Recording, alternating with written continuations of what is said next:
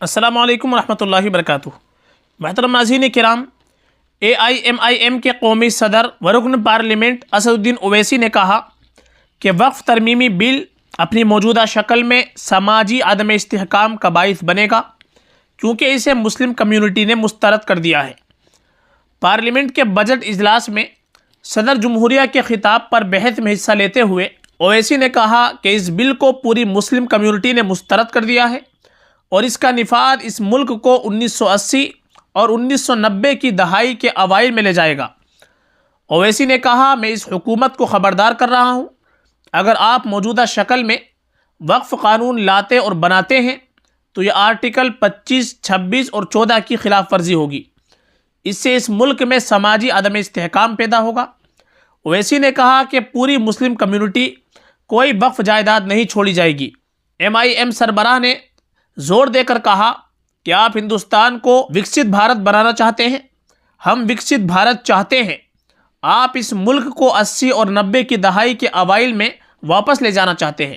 یہ آپ کی ذمہ داری ہوگی، کیونکہ ایک قابل فخر ہندوستانی مسلمان کے طور پر میں اپنی مسجد کا 1 انچ بھی نہیں کھونا چاہتا، میں اپنی درگاہ کا 1 انچ بھی نہیں کھوؤں گا، میں اس کی اجازت نہیں دوں گا۔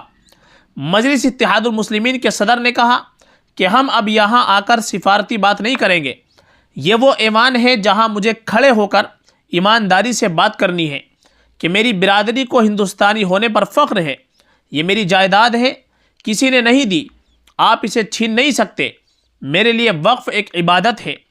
اس سے پہلے دن میں اپوزیشن کے ممبران پارلیمنٹ کلیان بنرجی لوک سبھا اور محمد ندیم الحق راجیہ سبھا نے وقف ترمیمی بل 2024 پر مشترکہ پارلیمانی کمیٹی JPC کو جمع کرائے گئے اپنے اختلافی نوٹوں سے اہم حصوں کو ہٹانے پر شدید احتجاج کیا۔